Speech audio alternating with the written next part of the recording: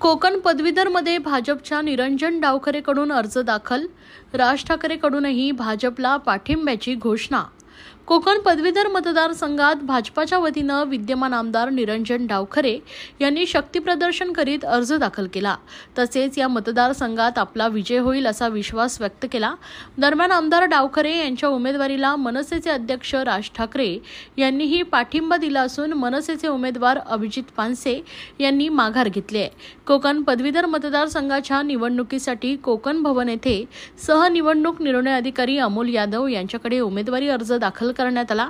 यावेळी राज्याचे सार्वजनिक बांधकाम मंत्री रवींद्र चव्हाण, कौशल्य विकास मंत्री मंगलप्रभात लोढा, राज्याच्या महिला बालविकास मंत्री आदिती तटकरे, भाजपाचे ज्येष्ठ आमदार गणेश नाईक, संजय केळकर, किसन कथोरे, मंदा म्हात्रे, प्रसाद लाड, कुमार आयलानी, ज्ञानेश्वर म्हात्रे, माजी खासदार संजीव नाईक, निलेश राणे, राष्ट्रवादी काँग्रेसचे आमदार शेखर निकम, माजी आमदार डॉक्टर विनय नातू, संदीप नाईक, अनिकेत तटकरे, भाजपाचे विभागीय संघटन मंत्री हेमंत म्हात्रे या आदींसह भाजपाचे कोकणातील लोकप्रतिनिधी, पदाधिकारी आणि असंख्य कार्यकर्त्यांची उपस्थिती होती.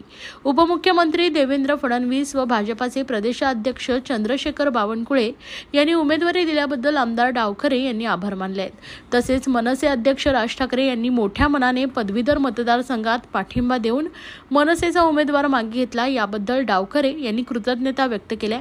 कोकणामध्ये सार्वजनिक बांधकाम मंत्री रवींद्र चव्हाण, खासदार नारायण राणे, सुनील तटकरे यांच्या नेतृत्वाखाली निवडणुकीत मोठं मताधिक्य मिळेल असा विश्वास व्यक्त करतानाच या निवडणुकीत मुख्यमंत्री एकनाथ शिंदे, उपमुख्यमंत्री देवेंद्र फडणवीस, उपमुख्यमंत्री अजितदादा पवार यांच्यासह वरिष्ठ नेत्यांमध्ये चर्चा होऊन महायुतीच्या उमेदवारीबाबत मार्ग निघून महायुतीची एकत्रित ताकद दिसून येईल असा विश्वासही आमदार डावखरे यांनी व्यक्त केला आहे.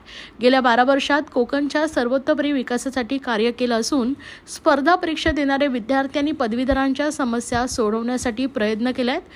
तसेच शैक्षणिक सुविधा निर्माण करण्यावर भर दिला असं आमदार डावखरे यांनी नमूद केलं आहे.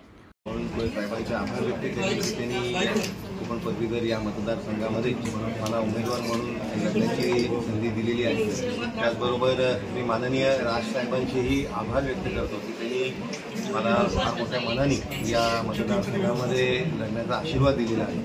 त्याचबरोबर अविनाशजी जाधव आहेत, अभिजितजी पानसे आहेत, यांनीही फार मोठ्या मनाने पूर्ण शक्तींशी या मतदारसंघामध्ये महायुतीचा उमेदवार, भारतीय जनता पार्टीचा उमेदवार मला निवडून आणण्यासाठी पूर्ण ताकदीने काम करतील असं शब्द दिलेला आहे. मी त्यांचेही आभार व्यक्त करतो.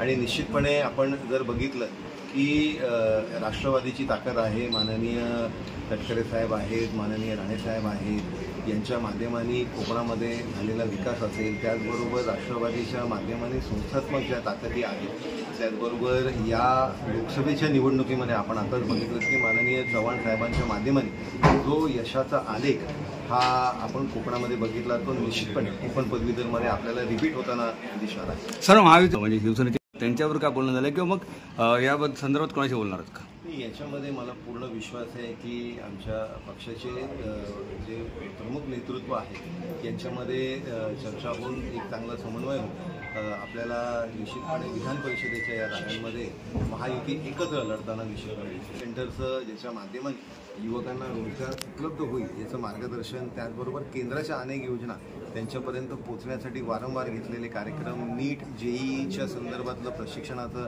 काम, असे अनेक काम हे माझ्या माध्यमाने मी सातत्याने केलेले आहे. आणि त्याचं कार्य अहवाल हे कर्तव्यपद म्हणून आपण प्रकाशितही केले, ते लोकांपर्यंत वितरितही केले. त्याच्यामध्ये सविस्तर आपल्याला सगळं वाचायला भेटेलच.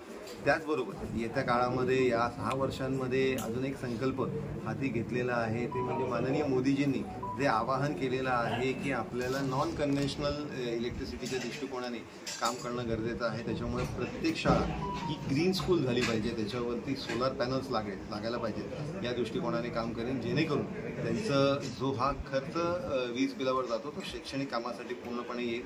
त्याचबरोबर शिक्षकांच्या भरती संदर्भातलं प्रश्न असेल, शिक्षकांना नाहक होणारा शिक्षणाच्या खात्यातल्या अधिकाऱ्यांकडनं होत असेल तो त्रास, या सगळ्या गोष्टींसाठी वारंवार मी आवाज उचललेला आहे. सभागृहाच्या माध्यमाने असेल, मंत्री महोदयांच्या माध्यमाने असेल, आणि त्याच्यामुळे अनेक प्रश्न सोडवण्याचं यशही मला निश्चितपणे प्राप्त